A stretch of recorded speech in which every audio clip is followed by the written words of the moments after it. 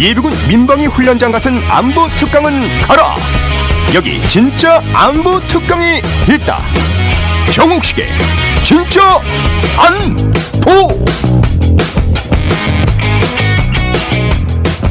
청취자 여러분들 한 주간 안녕하셨습니까? 진짜 안보 6월 7일 방송 시작하도록 하겠습니다. 저는 진행을 맡고 있는 평화의 토크의 정욱식이고요. 오늘 1부 순서에선 오랜만에들 나오셨어요. 열린 군대를 위한 시민연대의 박석진 활동가, 신재욱 활동가 두 분 모시고 지난 한 주간 주로 군사 문제에 관련해서 어떠한 뉴스들이 있는지 한번 짚어보는 시간을 갖도록 하겠습니다. 한 달여 만에 나오신 것 같아요. 예, 왜 이렇게 오랜만에 나오셨습니까? 뭐 이렇게 쓸데없이 일이 있어가지고 목요일 날만 어떻게 일이 생겼습니다. 예, 좀 이제 현장에 출장들이 많으셔가지고 목요일마다 또 이제 진짜 방송은 또 시간이 정해져 있고 그래서 오랜만에 나오시게 됐어요. 조금 죄송합니다. 혹시 뭐 진짜 안보를 통해서 뭐 후원 회원이 늘지 않은 거에 대해서 좀 삐쳐가지고 뭐 안 나오신 건 아닌가요? 그렇게 큰 기대가 있지는 않아가지고. 예, 여전히 현장을 중시하는 우리 또 열린 군대를 위한 시민연대 박석진, 신재욱 활동가 두 분 모시고 말씀 나누도록 하겠는데요. 그러니까 오늘이 6월 7일, 다음 주에는 빅데이들이 몰려있네요.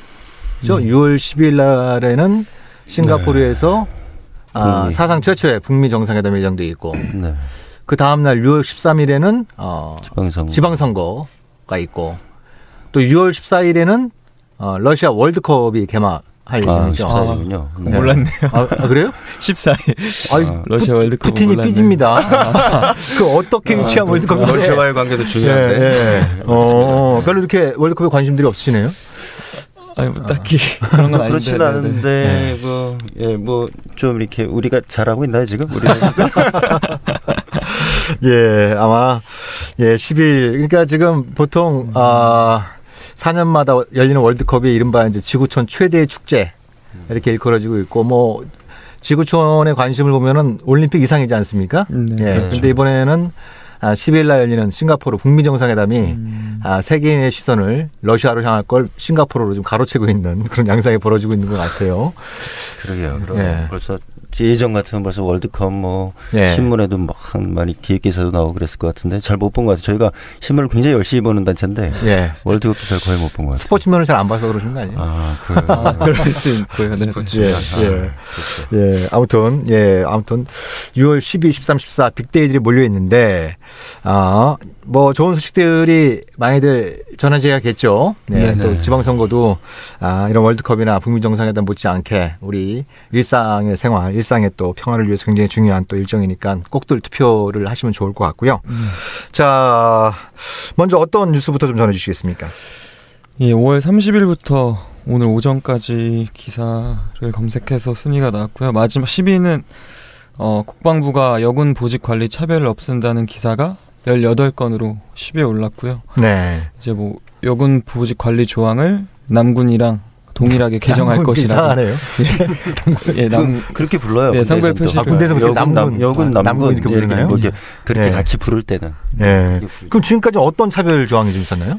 그러니까 이거는 뭐 논란이 있는데요. 역차별이라고도 하고 이제 중대장을 남군은 하면 2번 이제 복무했어야 되는데 중대장을 여군은 한 번만 해도 되는 그런 게 뭐 역차별 논란이 있었는데 하지만 국방부는 뭐 경험 부족을 이유로 여군이 이제 주요 직위 보직에서 배제될 수도 있다고 해서 그런 이유를 가지고 또 이런 관리 차별을 없앤다는 식으로 말을 한 것 같고요. 또 그 이외에도 뭐 일부 직위에는 뭐 여군에게 우선 기회를 준다고 하기도 하고 뭐 출산 육아는 이제 대체 복무 인력 풀을 늘려서 그런데 다른 차별도 개선하기로 했다고 합니다.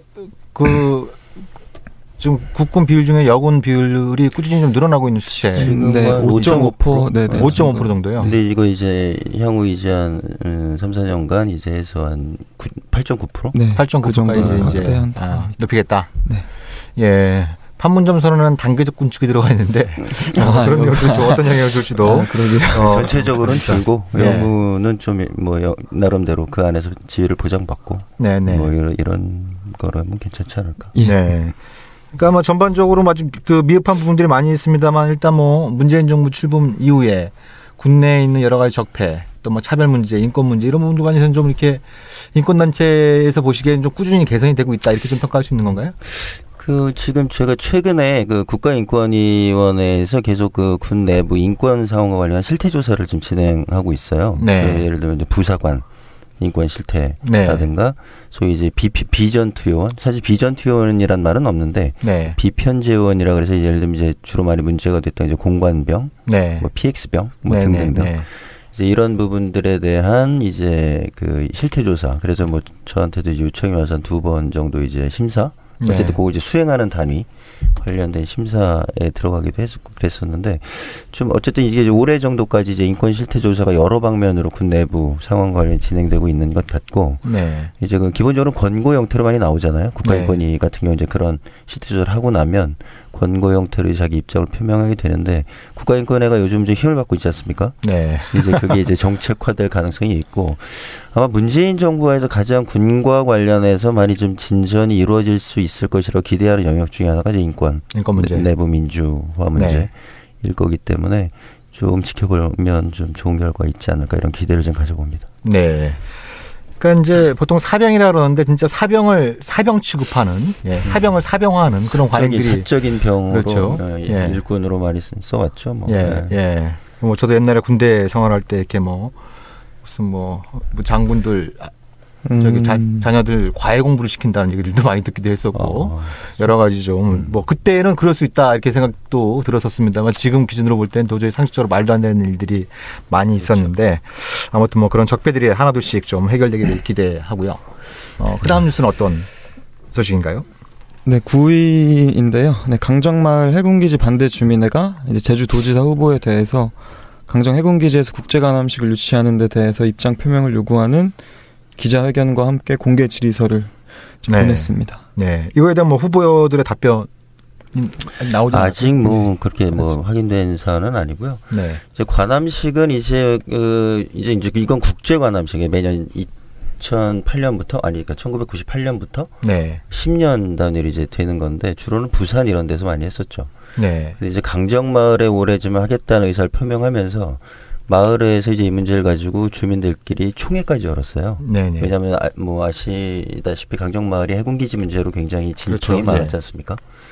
주민들이 이제 이 문제를 가지고 어떻게 볼 거냐라고 해서 총회를 열었고, 지난 3월 30일 날 우리 마을에는 강정마을에는 이 관함식이 제주해군기지에서 개최되는 것에 반대한다. 라는 입장을 표명을 했죠. 네. 근데 그 전에 해군이 이제 총회 전에 주민들이 반대하시면 안 할 거다 이런 입장을 표명을 했었거든요. 네. 근데 이제 그 다음에 약간 말들이 지금 약간 바뀌고 있는 거예요. 네. 의견을 들은 거지 그거에 결정하는 건 아니고 이제 이런 식으로 이제 나오니까 그리고 이제 정황으로 보면 이제 이 제주군기 이제 추진하겠다 이런 이제 의도가 좀 보여서 이제 아마 주민분들 네. 중심으로 입장을 표명한 걸로 제가 알고 있습니다. 네. 아직 후보들은 명확한 입장을 제시하지 않고 있고 해군 쪽은 처음에 주민들이 반대하면 하지 않겠다라는 입장이었는데 그건 의견 정도 들은 걸 가지고 그게 구속력이 있느냐 이런 식의 어떤 그렇죠. 근데 이제 관함식 네. 문제가 주민들한테 약간 중요한 의미를 갖는 건 뭐냐면 약간 거짓말도 몇 개 계속 이제 국방부가 하여튼 이 쓸데없는 거짓말 때문에 네. 예를 들면 이제 항공모함 들어온다는 게 제주해군기지 관련해서 굉장히 옛날에 한참 그렇죠. 이제 문제될 때 논점이었지 않습니까? 네. 그러니까 해군은 이제 항모 들어오고 이러는 거 아니냐, 여기 미군 기지되는 거 아니냐, 이제 이런 우려를 표명하니까 항모는 없다고, 그런 거 안 들어온다고, 들어온 적도 없다고 이랬거든요. 근데 설명의 자료 집에는 미국 핵항모가 또 버젓이 그려져 있어요. 거기 각국 이제 여러 나라가 참여하는데 미국의 이제 참여하는 군대 이제 군함들 목록에 이제 미국 항모가 있고. 그 이전에 2008년이나 이럴 때도 로널드 레이건 함이라든가 이런 핵항모가 다 들어온 바가 있어요. 네네. 그러니까 이제 이거는 그냥 기사 한 번만 보면 아는 거짓말인데 이런 거짓말 하니까 주민들이 이제 불신이 점점 커지는 거고 이제 주민들은 최근에 이제 이 제2공항 문제가 연결되면서 이제 항모가 들어오면 기본적으로 함재기들이 있지 않습니까? 보통 수십 대의 함재기를 탑재하고 들어오잖아요. 이제 그럴 경우에 함재기들이 보통 이제 항에 들어오면 이제 이 함재기들이 이제 주유도 하고 정비도 하고 이렇게 일본의 기지들이 다 그렇게 돼 있지 않습니까? 요코스카 이런 데가 다 이제 항모가 들어오면 함재기들이 주변의 기지로 이제 분산돼서 정비도 받고 훈련도 하고 이러는 그러니까 이 관함식을 계기로 이제 미국의 핵 항모가 들어오고 네. 이 제주 해군기지에 또 공군기지도 생기고 그걸 미군들이 또 이용하고 지금 뭐 미국 군함들이 계속 들어오는 건 저번에도 말씀드렸다시피 네. 이제 빈번한 일이 돼버렸으니까 이제 그런 우려가 있는 거죠. 이 제주도 군사화가 진짜 이 관함식을 계기로 본격화되는 거 아니냐. 네. 이제 이런 우려들이 좀 있는 거죠. 네.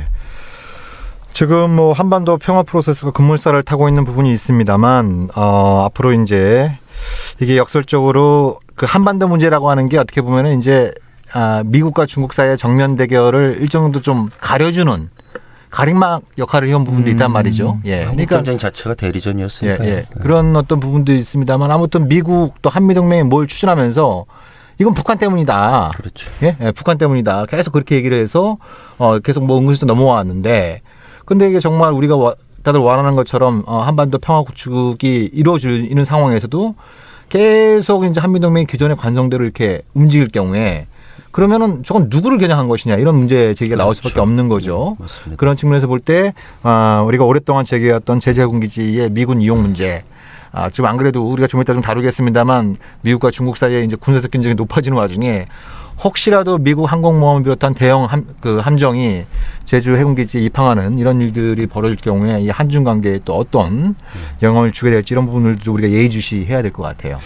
그 뭐 강정 관련해서 얘기가 좀 길어지는 것 같아서 그렇습니다만 최근에 바로 엊그저께 문제가 하나 더 터졌잖아요. 네, 어떤 거죠? 양승태 전 대법원장, 뭐 사법농단. 그러니까 이 정치권하고 계속 교감하면서 판결들을 뭐 하여튼 조작하기도 하고 영향력을 미치기도 하고 뭐 이랬다는 그런 거잖아요. 의혹들이 제기되고 있죠. 예. 그 중에 하나가 이제 이 제주해군기지 관련해서 2012년 7월 5일 날 있었던 대법원의 판결.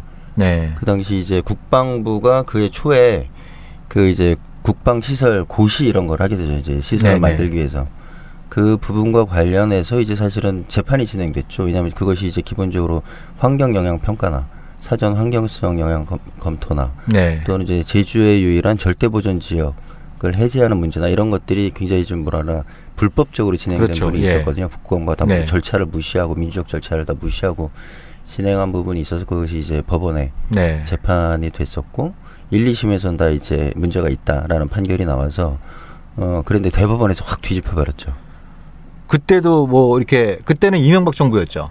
청와대. 2012년이 그렇죠. 네, 이명박 정부였고 그때 이명박 정부도 그렇고 박근혜 대선 후보도 그렇고 이 제주해군기지를 당시엔 야권 당시 야권 그때도 이제 문재인 지금 현 대통령이지만 그때는 대선 후보였죠. 그렇죠. 그 야권을 공격하는 어떤 정치적 무기로 활용하는 이런 어떤 모습들을 보였었는데, 근데 이때도 좀 이렇게 뭐 청와대나 박근혜 캠프 쪽하고 무슨 교감이 있었다는 얘기인가요? 그렇죠. 여기 이제 최근에 이제 양승태 그 법원 사법농단과 관련해서 그 정부운영에 대한 사법 협력 사례라는 문건이 공개가 됐거든요. 98개 중에 하나가 이제 이런 건데 여기 이제 쭉 굉장히 많은 내용이 있어요. 과거사 문제부터 해가지고 굉장히 많은 문제들이 있는데 그 중에 하나가 제주해군기지, 그다음에 밀양 이런 것들이에요. 제주해군기지에 대해서 뭐 구체로 뭐 언급 있나요? 제가 잠깐 좀 보겠습니다. 노안이 오셨나요? 네. 제주해군기지 관련해서는 이렇게 돼 있어요. 그러니까 기존에 1, 2심이 이제 다 문제가 있다. 이제 어쨌든 국방부의 절차 진행에 문제가 있다. 이제 이런 거였는데 이 부분과 관련해서 승인 처분이 유효함을 그러니까 이 판결이 이제 이 협력 사례로 하나 들어있다는 거죠. 이 제주해군기지 대법원 판결이 2012년 7월의 판결이 사법부가 당시 정치 권력과 이제 협력했던 사례 중에 하나로 들어있다는 거죠. 그쯤에 이제 문제가 있은 그 밀양도 마찬가지라는 거죠. 밀양은 이렇게까지 적시돼 있어요. 그 밀양 송전탑 문제. 그렇죠.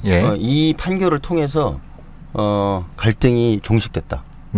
이렇게까지 평가를 하고 있고 실제로 그렇지 않았거든요. 그렇죠. 뭐 오히려 더 갈등이 증폭된 사례였고. 기억하시는 분 아시겠지만 그 하여튼 밀양에서 그 연세 드신 분들이 막 굉장히 격렬하게 저항을 그렇죠. 했었고.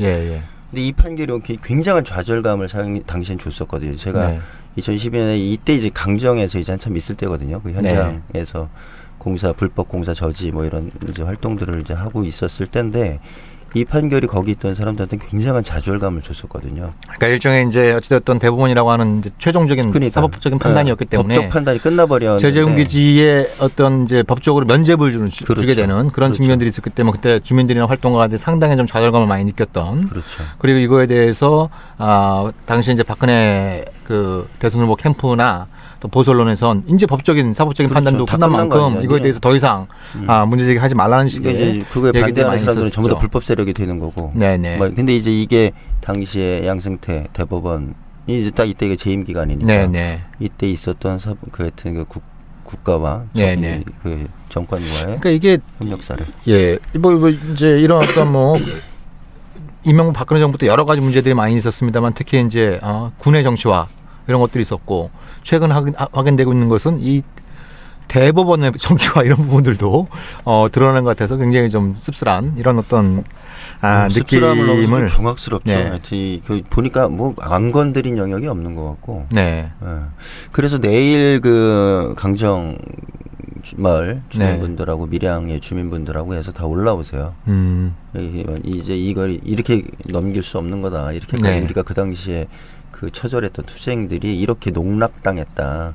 이 진상을 규명해야 한다는 취지로 좀 올라와서 내일 11시에 대법원 앞에서 좀 기자회견이 예정돼 있습니다. 그래서 뭐 시민사회 단체들도 여러 결합할 예정이고요. 네. 대한민국 법이라고 하는 게 또 그 법을 수호해야 될 어떤 이 법관들이 그 민주주의와 약자의 어떤 보루로서 의미라기보다는 강자들의 정치적 무기, 흉기가 된 아주 놀라운 사례들이 아닌가 싶은 생각이 듭니다. 예, 그럼 또 다음 수 넘어가 볼까요? 예. 8위인데요. 그 F-22 랩터 전투기 14대가 오키나와 주일미군 가데나 기지에 한 달간 잠정 배치됐다는 보도가 24건의 검색수로 8위에 올랐고요. 여기 뭐 8대 한국에 왔다 그 8대 포함해서 맥스 선도 때 왔다고 해서 주목이 8대 포함해서 플러스 6해갖고 오키나와 가데나로 간 건가요? 아니요. 일단은 괌에서 10대가 먼저 와서 배치가 됐고 4대는 아직 안 왔다고 하는데 배치가 된다고 합니다. 네. 4년 만에 오키나와에 배치가 되는 거라고 하네요. 네. 한 달간. 한 달간. 그래서 뭐 일본 언론은 이게 북미 회담 기간에 맞춰서 대북 압박용이라는 분석도 있었고요. 뭐 하나 뜨면 대북 압박용이다.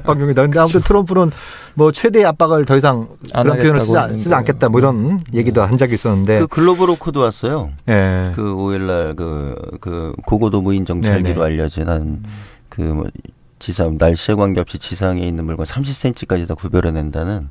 이것도 일본의 아오모리현에 지금 배치돼 있죠. 그러니까 아오모리, 일본 북부. 그러니까 좀 이런 맥락들 이게 이거 한중일 국방장관 회담과 연관되는 사안일 수도 있다고 보는데 이제 국방부는 좀 따로 움직이는 모양들이 있는 것 같아요. 우리도 그렇잖아요.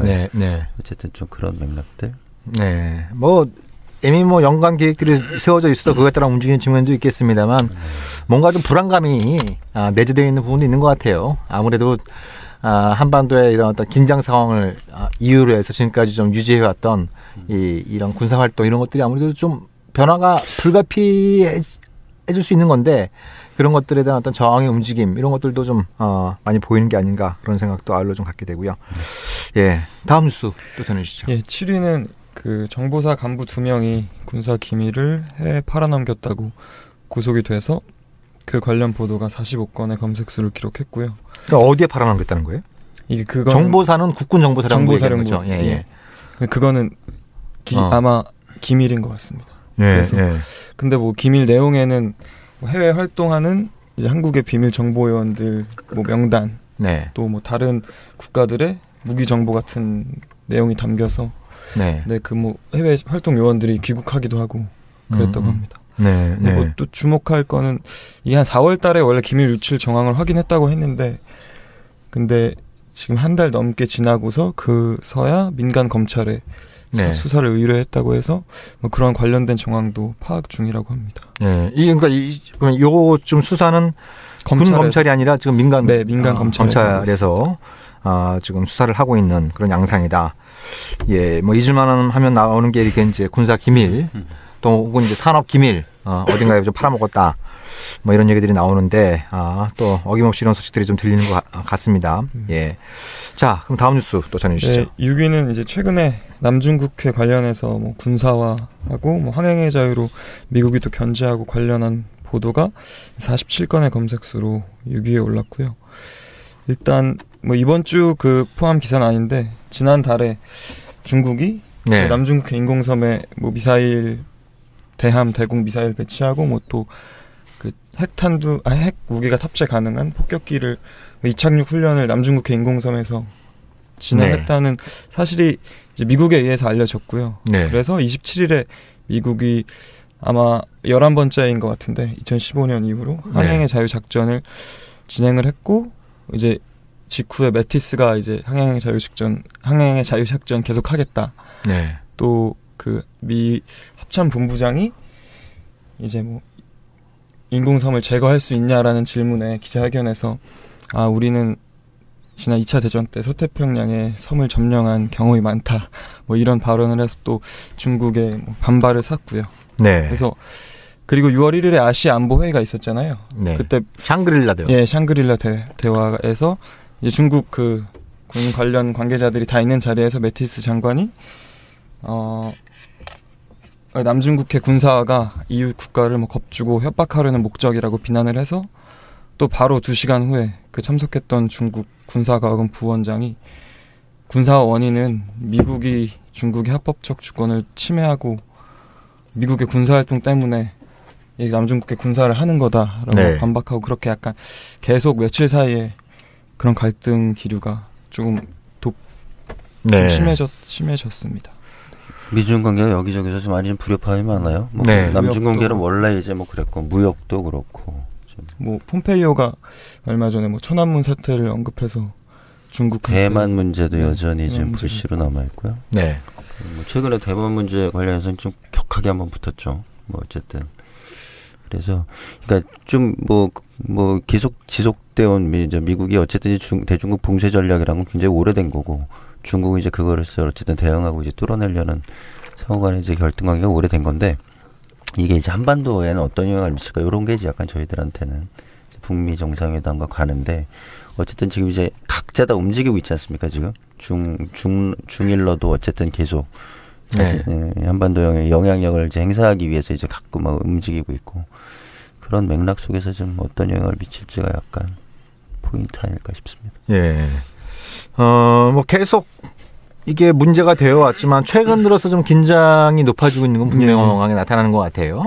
예, 지금 특히 이제 중국으로서는 어찌되었든 이제 태평양 전쟁, 미국에선 승리한 거고 뭐 중국도 궁극적으로는 승리한 전쟁이지만 이거에 대한 어떤 중국의 갖고 있는 트라우마가 만만치가 않죠. 그렇죠. 예, 만만치 않은 상황에서 미 육군 중장이 우리가 과거에 섬을 한두 번 점령해 본 게 아니다. 네. 그때 하핑이라는 표현을 썼죠. 뭐 섬을 갖다 건너뛰면서 점령해 가지고 이제 몇 개 섬을 고립화 시켜 가지고 또 그걸 나중에 점령하고 뭐 이런 방식을 통해서 이른바 메가더가 전쟁 영웅으로 막 부상하고 이런 어떤 과정들이 있었는데 그런 부분들을 좀 이제 미국 중장에 나서서 좀 그 중국의 심기를 건드는 측면이 있고 그리고 또 얘기 들어보니까 또 B-52 핵 전략 폭격기가 네. 남중국해를 또 11일간 유해병했다. 뭐 이런 얘기들도 걸쳐서 했다고 합니다. 예.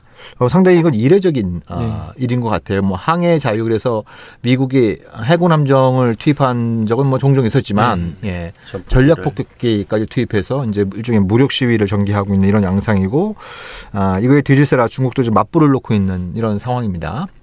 예. 그러니까 이른바 이제 동아시아의 4개의 약한 고리 이런 게 좀 거론이 되었었어요. 이제 남중국해, 대만 해협, 그 다음에 이제 센카쿠 다오에 따오를 가지고 영토 분쟁을 벌이고 있는 그 동중국해, 그 다음에 한반도. 그래서 이제 4개 약한 고리 이렇게 좀 얘기들이 많이 되어 왔었는데 그중에 좀 한반도는 어찌되었든 두고 봐야겠습니다만 아무튼 이제 좀 평화의 기운이 좀 무르익고 있는 이런 어떤 상황이고 동중국해도 상대적으로 몇 년 사이에 좀 상대적으로 조용한 이런 부분이었는데 좀 대만 해협과 남중국해 긴장이 계속 높아지고 있는 이런 상황인 것 같아요.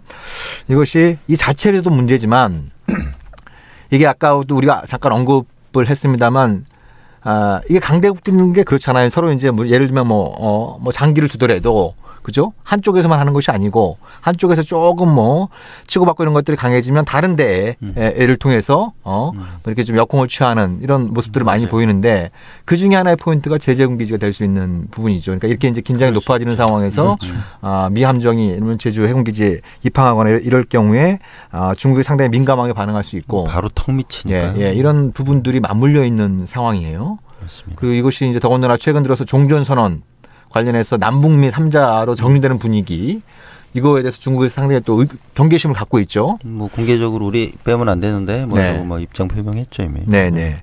그러니까 이게 역설적으로 이게 한반도 탈냉전 프로세스가 자칫 그 아시아의 좀 신냉전 이런 부분들을 좀 재촉하는 이런 의도하지 않는 결과는 없을지 이런 것도 좀 따져볼 필요가 있을 것 같고 거시적인 측면에서 네. 지켜봐야 될 영역들이기도 합니다. 네, 이거 갖고 또 연관된 소식인 것 같은데 예. 미국의 태평양 사령부가 뭔가 또 이름을 바꿨다면서요? 이거 무슨 얘기인가요?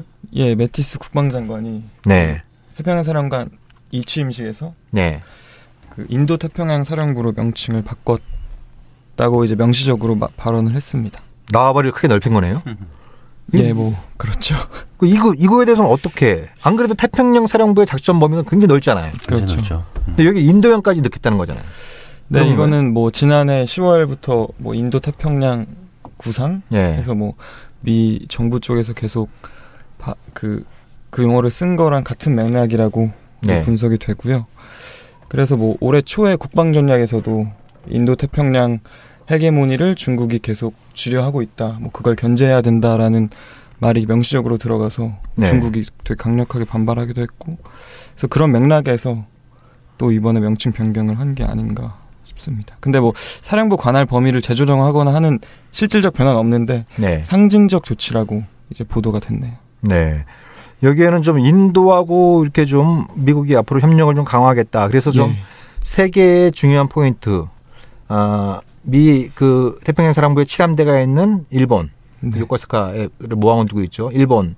그 다음에 동중국해, 남중국해 밑에 있는 호주. 호주. 그 다음에 이제 이 초크 포인트라고 그러죠. 이제 아주 중요한 어떤 전략적인 그 요충지의 이 서쪽에 있는 인도. 뭐 이런 나라들과의 어떤 뭐 양자 혹은 다자 간 협력을 강화해서 중국을 좀 포위해 나가는 여기에 한국도 끼어라 말아라 뭐 이런 얘기들이 이제 과거부터 많이 요구했었죠. 요구했는데 이제 약간 요구적인 태도를 뭐 포인트는 중국이에요. 역시나. 이게 이제 기본적으로 아시아 회기 전략의 트럼프판, 그러니까 오바마가 추진했던 피보트 아시아의 트럼프판의 군사 전략이지 않을까 뭐 이런 생각이 좀 들어요. 네. 그러니까 아직까지는 뭐 실질적인 내용이 구체적으로 드러난 건 없지만 일단 명칭을 이렇게 바꿨다라고 하는 부분은 좀 인도와의 전략적 협력도 강화함으로써 좀 중국에 대한 포위망을 좀 더 강화해보겠다 이런 취지가 있다라고 해석은 할 수 있겠네요. 네, 그럼 이런 이 부분이 있고 이것이 이제 잠깐 아까도 말씀 나눴던 것처럼 지금 한반도 정세가 어떻게 전개되느냐. 굉장히 중요한 또 포인트가 될 수가 있을 겁니다. 중국으로선 이런 상황이 벌어지면 더더욱 또 이것이 이제 뭐 예를 들면 이제 북미 관계가 정상화되고 한반도 평화 체제가 구축되고 이런 과정에서 이 한미 동맹이 이제 북한이라고 하는 주적이 사라졌으니까 이제 대놓고 중국을 갖다가 겨냥하는 이런 상황은 맞겠다라고 하는 중국의 의지가 굉장히 좀 강한 가장 우려되는 상황이에요. 주한미군 뭐 얘기가 계속 나오고 있습니다만 주한미군 이 계속 주둔해야 된다는 논리 중에 하나가 이제 뭐 동북아 균형자론 뭐 이런 것들이 있는 거거든요. 어쨌든 북한이 없어지면 그 존재 근거의 중요한 축이 상실되는 거니까. 북한이 없어지면요? 아니 뭐라 그랬습니까? 아니 이제 북한과의 관계가 미국 대통령도 좀 북한 정권 종말론을 얘기 안 하고 평화활동께서 북한이 없어지면요. 아니 제가 뭐라 그랬죠? 북한의 위협이 없어지면 북한의 위협이 없어지면. 이제 그랬을 때 주한미군 근거와 이제 존재 근거와 관련해서 여러 가지 얘기들이 있는데 그게 이제 우리에게 그럼 득이 되냐 그런 정말 그냥 균형자로 존재할 수 있냐 주한미군이 여기에 대해서는 의문들이 있을 수 있는 거죠. 네. 이거 굉장히 중요한 문제입니다. 제가 판단하기에도 왜냐하면 어찌되었든 한반도가 분단되고 전쟁을 거쳐서 이제 오랫동안 정전 체제로 있어왔던 아주 중요한 구조적인 배경이 이른바 이제 세계 냉전. 세계 냉전이었기 때문에 이게 이제 한반도는 이제 점차 이 탈냉전으로 가고 있는데 이게 안 그래도 지금 막 그 밑에서 꿈틀거리고 있던 미국과 중국을 중심으로 한 이 아시아의 신냉전 이런 부분들이 다 거듭 부상하고 이 과정에서 한반도가 이러지도 저러지 못하는 이런 어떤 일종의 좀 샌드위치 신세에 놓일 수 있는 이런 맥락들이 있기 때문에 굉장히 좀 중요한 문제가 아닌가. 그래서 이 남북미 종전선언에선 뭐 중국을 빼는 쪽으로 한미 간에 얘기가 된 것 같아요. 네. 네. 트럼프도 얼마 전에 기자회견한 거 보니까 뭐 중국을 향해서 하는 얘기가 그거더라고요. 제가 보기엔. 괜히 끼려고 하지 말고 굿이나 보고 똥이나 먹어라. 뭐 이런 식으로 그런 식으로 좀 얘기를 한 부분이 있고. 근데 지금 그 청와대 입장은 중국이 종전선언에 빠지더라도 평화협정 때는 이제 당사자로 참여를 하는 쪽으로 얘기를 했단 그렇죠. 말이에요. 그 정전협정의 당사자니까 그거는 네. 피할 수 없는 그러니까 법적 요건을 뭐 국제법적 요건을 갖추려면 피할 네. 수 없죠. 중국이 거기에 참여하는 거예요. 근데 그렇게 볼 수도 있지만 만약에 미국이 트럼프 쪽에서 중국 계속 빼고 가자. 네? 네. 변수죠. 중국 끼어들면 뭐 주한미군 이래라 저래라 뭐 이렇게 할 수도 있는 거고 뭐 사드 빼라 이런 얘기도 할 수 있을 텐데 그렇죠. 그런 걸 경계해서 중국 계속 빼고 가자. 이런 얘기들이 나올 수도 있다는 거죠. 그럼 이제 조금 뭐 하여튼 좀 다른 판단들이 필요할 것 같긴 해요. 네네. 그러니까 지금 문재인 대통령이 북미 관계뿐만 아니라 미중 관계도 좀 중재를 좀 해야 되는 이런 상황이 아닌가. 이게 또 뭐 사실 한반도 문제를 푸는 것도 쉽지 않은데 이제 미중 관계까지 서로 맞물려서 들어가니까 여러 가지 어려운 측면들이 많이 있습니다만 아무튼 이런 문제들도 우리가 좀 시야에 넣고 좀 대책을 좀 마련해야 되지 않나 이런 생각도 좀 듭니다. 네.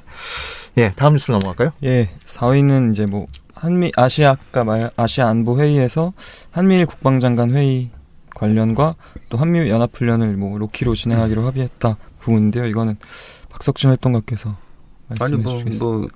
그냥 그런 거고 이미 뭐 그런 징후들이 계속 있었죠. 뭐. 네. 네, 있었는데 이제 맥산더가 좀 문제가 되긴 했었습니다만. 네. 뭐 그랬는데 이제 그거를 근데 사실 이게 북한이 이렇게 로키로 한 이렇게 그냥 알리지 않고 하겠다. 뭐 이제 이런 거. 네. 그렇죠. 근데 뭐 이제 주로 지목되는 건 을지 프리덤 가디언인데. 네. 을지 프리덤 가디언을 뭐 그냥 알리지 않고 해서 그 훈련이 갖고 있는 성격이 바뀌는 건 아니기 때문에 네. 이 부분에 대해서 일단 북한이 한번 이제 뭐 여러 가지 정치적 목적이 있었겠습니다만 한번 이제 한번 경고를 한 거잖아요. 네. 고위급에다 네. 취소하면서. 네. 그래서 이걸 로키로 해서 꼭 해야 되는지 뭐 이런 의문은 들어요. 어쨌든. 네. 로키로 좀 안 하는 방법 없나요? 그러니까. 조용히 안 하는 방법 안 해도 될 것 같은데. 그러니까 네.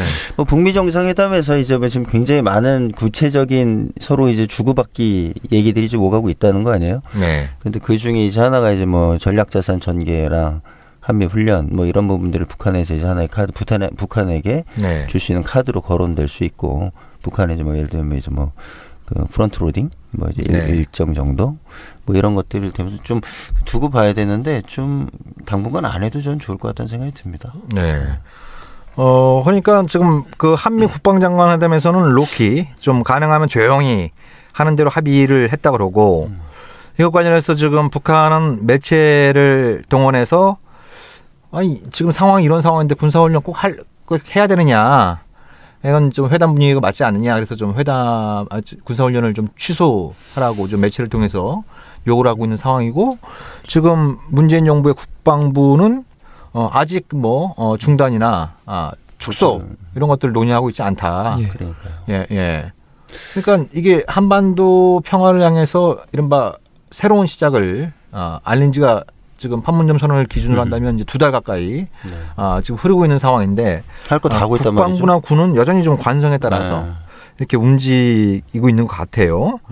예, 이게 좀 판문점 선언을 군사적으로 뒷받침해 줄 수 있는 혹은 좀 이걸 갖다가 좀 이렇게 촉진할 수 있는 그런 움직임들이 중요할 텐데 이게 계속 좀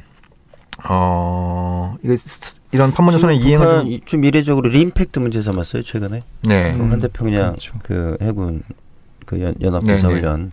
그 사실 이거는 뭐 하여튼 그 뭐 북한을 꼭 저기한 건 아니고 어쨌든 네네. 이제 대양 수송로 뭐 이런 걸 목적으로 한다고 했었던 건데 이제 림팩트 문제를 삼거든요. 그러니까 이제 이런 경향으로 보면 을지 프리덤 가디언을 조용히 하든 네. 시끄럽게 하든 북한이 그냥 가만히 있을지 이건 의문이에요. 그리고 그 어쨌든 판문점 선언의 정면으로 위배되죠, 사실. 어쨌든 이런 군사훈련들이 네. 어쨌든 북한을 겨냥한 군사훈련들이 서로 적대행위 안 하고 군사훈련 중단하고 그런 거 아닙니까? 네. 어쨌든 그런 취지에는 맞지 않죠. 네. 좀 재밌는 거는 일본이에요, 일본. 일본은 왜요? 네, 일본은 그 아베 총리께서는 이제 이 상황이 굉장히 불편하시잖아요. 지금 북미 정상회담으로 가는 이 상황이. 이제 트럼프가 내가 안 할래 그러니까 형님 잘하셨어요. 뭐 이렇게 했다가 굉장히 즉각적으로 반응을 다시 한다 그러니까 형님 왜 그래요? 막 이렇게 좀 우는 소리를 갖다. 그래서 또 오늘인가 어제가 날아갔죠 또. 오늘 7일 오늘 갔겠네요. 오늘 가서 그쵸. 이제 정상회담 하러. 아니 그러니까 지금 트럼프가 가장 많이 만나고 가장 많이 전화통화한 사람이 아베 아닙니까? 그렇죠. 두 사람 관계가 왜 이렇게 돼버리는 거예요 이게? 아니 그러니까 조중동 작년까지만 하더라도 조중동이나 이런데 이렇게 좀 보수언론 쪽에선 문재인 대통령한테 아베 신조를 좀 배워라. 동맹은 이렇게 관리하는 거다. 트럼프는 이렇게 상대하는 거다. 뭐 그렇게 온갖 막 이렇게 훈수를 두고 막 그랬었는데 지금 완전히 역전이 돼버렸어요. 그게 이제 뭐 어떻게 보면 이제 배신 당한 거죠. 이제 아베 총리 입장에서는 굳게 믿고 있었는데 트럼프 대통령이 이제 갑자기 이제 북한하고 막 얘기도 한다 그러고 이제 막 역사적인 대화도 하고 막 이러니까 기본적으로 일본은 북한을 이용해서 굉장히 많은 걸 추진해 왔지 않습니까? 특히 아베가 그랬죠. 군사력 증강도 그렇고 모든 게 북한이란 이유만으로 이제 뭐 그런 헌법도 이제 막 바꾸기 직전이었고. 근데 이게 지금 다 틀어진 거거든요. 지금 일단 이 상황에서 일본이 일단 브레이크가 걸린 거죠. 그러니까 이제 이걸 어떻게든지 좀 관리를 해야 되는데 이번에 그 한미일 국방장관 회담에서도 이제 최대한의 압력 넣어야 된다고. 그런데 이제 결국 근데 미국이 이제 안 된다고 지금 이라고 잘랐다는 거 아니에요? 그래서 이제 그래서 재밌는 건 아예 성명에는 못 들어갔고 최대한의 압박 그 트럼프 맥시멈 프레셔. 그렇죠. 맥시멈 프레셔라는 말이 단어가 못 들어갔고 트럼프가 그랬다는 건 그 단어 안 썼으면 좋겠는데 뭐 이제 뭐 이랬으니까. 근데 이제 각자 국방장관이 발언할 때는 뭐 자기 마음대로 할 수 있는 거죠. 나름대로 뭐 크게 저기가 없으면. 거기서도 이제 막 자기들 단어를 조종해야 되는 뭐 이런 일들이 있었다고요. 그러니까 더 이상의 압박보다는 이제 지금 있는 수준을 유지한다. 뭐 이런 정도의 로키로 이제 발언까지 수정을 해야 됐다고 하고요. 근데 이번에 이제 그런 얘기들도 있어요. 그러니까 워싱턴, 그러니까 조금 이제 저는 북미 정상회담 뭐 이따 얘기하시겠지만 북미 정상에서 정상회담, 그러니까 북미 회담과 관련해서 제일 우려되는 거는 미국의 전통적인 외부 안보 세력, 군산복 합체. 이들이 이제 스탠스가 어떨 거냐, 이들이 이제 가만히 있을 거냐. 이제 한반도의 평화가 별로 득이 안 된다고 보는 이제 정치 세력이 있는 거잖아요. 그렇죠. 분명하게. 이제 그 부분들이 이제 어떻게 나올 거냐. 뭐 저는 이제 실제적으로 그들이 움직여서 저번에 한번 엎어졌다고 생각을 해요. 존 볼턴이라는 인물을 필두로 해서 엎어졌다고 생각하는데 어쨌든 트럼프라는 독특한 개인 때문에 다시 살아났다고 생각하는데, 근데 이제 워싱턴에 이제 재팬 커넥션 정치 그룹이 또 있다는 거잖아요. 일본에는 로비 능력이 만만치 않죠. 사실상 지금 한국의 워싱턴을 상대로 한 공공외교 로비는 상당히 과거에도 별로 그렇게 강하지 않았었습니다만 더 지금 상황이 안 좋은 상황 반면에 일본은 굉장히, 그러니까 이걸 가만히 봐야 될 게 어찌됐든 세계에서 가장 바쁜 사람 중에 한 사람이 트럼프인데 그죠? 계속 아베가 워싱턴에 가서 만나고 있단 말이에요. 이런 거는 그만큼 이제 일본의 미 의회나 미국 정부를 상대로 한 로비 능력이 만만치 않다라는 걸 갖다가 보여주는 그런 그 대목이에요. 미 정가 의회 뭐 이런 데서 이제 일관되게 나오는 좀 부정적인 목소리들, 북한을 믿을 수 없다, 뭐 북한과의 회담 실패할 거다, 하지 마라, 북한에게 속지 마라, 뭐 이런 메시지들이 이제 일본 이제에서 나오는 목소리가 굉장히 유사하고 이제 이것들이 서로 이제 상호 일맥하고 있다, 이제 이런 분석들이 좀 있는 거죠. 그래서 이번에 오늘 간 아베가 이제 가면 좀 이제 납북자에게 분명히 또 할 거거든요. 근데 이건 사실 판을 좀 흐리는, 어떻게 보면 물론 그 문제가 중요하지 않다는 게 아니라 트럼프가 짜증 낼 것 같기도 해요. 그럴 수도 있습니다. 그러니까 본인이 얘기했잖아요. 또 이제 저 김영철 노동당 부위원장 만났을 때 그때 또 미국 언론 뭐 기자들이 저 미스터 프레젠트 북한 인권 문제도 얘기하셨어요? 뭐 이렇게 물어보니까 그 얘기 안 했는데 뭐 이래버린단 말이에요. 근데 아베가 와서 계속 그 납북자 얘기. 그러니까 그런 어떤 부분들이 미일 동맹을 위해서 그 부분도 거론을 해야 된다는 거하고, 트럼프도 본인도 잘 알 거 아니에요. 그 문제를 거론한 이유는 그 문제를 좀 강하게 꺼냄으로써 좀 북미 정상회담이 좀 이 파토나길 바라는 그런 것들을 트럼프가 못 읽을 리가 없다는 거예요. 그러니까 이제 이미 주변에서 많이 겪었어요. 마이크 펜스, 볼튼 등을 통해서 오늘 기사 났잖아요. 볼턴이 그 깨려고 그랬다는 거 아닙니까? 주변한테 망치로 북미 회담을 깨버리려고 그랬다는 거 아니에요? 그렇게 얘기하고 다녔다는 거 아니에요? 존 볼턴이라는 인물이 실제로 해서 한번 깬 거고. 근데 이제 깨질 뻔했죠. 근데 이제 어떻게 다시 붙어버린 건데. 아주 재밌습니다. 그러니까 그 존 볼턴의 이른바 리비아 모델 언급한 다음에, 그죠? 그래서 오랜만에 김계관이 북한 외무성 제1부상이 등판을 했고, 근데 김계관 부상은 지금도 건재한 것 같아요. 예. 근데 오히려 이제 고객을 가지고 서로 그 험담을 주고받았던 존 볼트는 예, 좀 이렇게 밀려나는 이런 그 모양새가 좀 나타나고 있는 것 같아요. 예.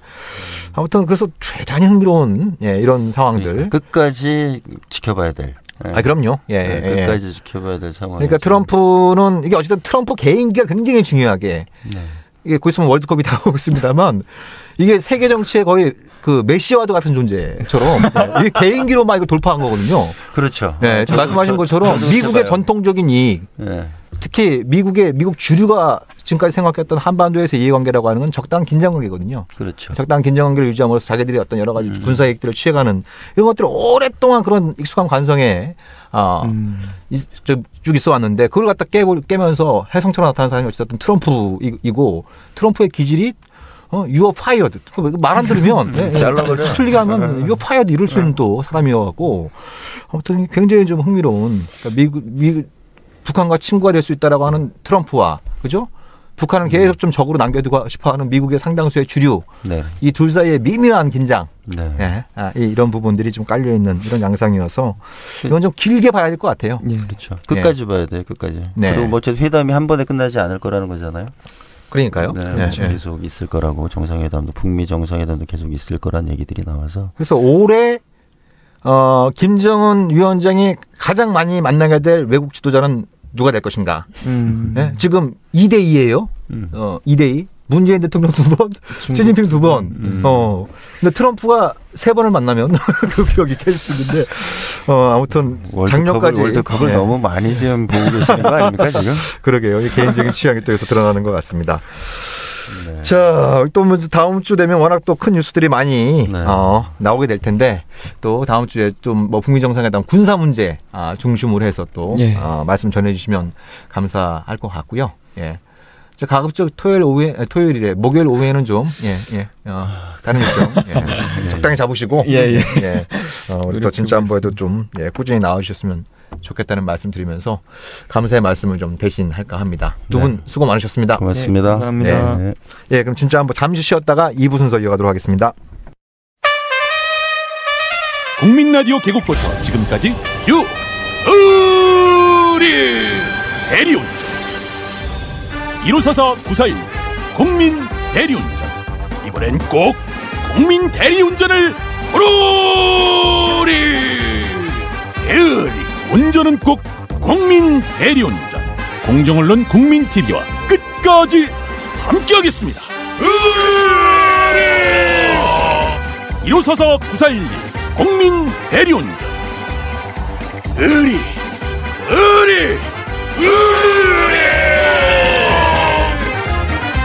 1544-9411 국민 대리운전